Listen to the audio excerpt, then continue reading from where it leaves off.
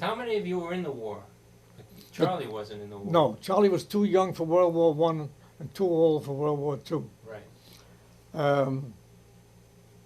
My brother Bob, before Charlie, was a kid during World War I. But he fluffed his way in, and he got himself in. But then my mother came and took him out. She said he was a kid, and she got him out. So my older brothers were old enough, but just didn't. They missed it. They missed World War I. Too young for one, too old for the other. So how old was too old for World War II?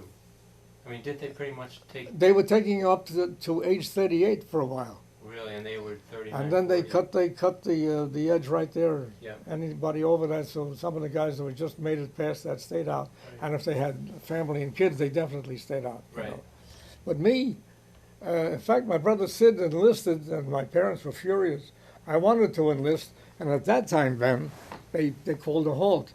No more enlistments, now total conscription. They drafted everybody. They took you. They took right. all of us. Right. So I just made it under the enlistment, and I just got in as a conscriptee, Right. which was fine. Did you get any choice of where you went through conscription? At the time, no.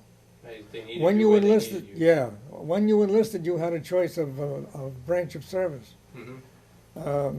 But by the time they grabbed me, they said, "No, you're it."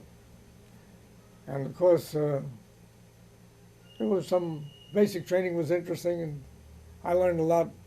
When I compared notes with my brother Sid, he was amazed to know how much I knew about guns and ammunition. What's war? He said, "Well, no, because I was an engineer. We were Right. into bridges and roads and maps and all kinds of things. Sid was pure infantry. He was pure soldier.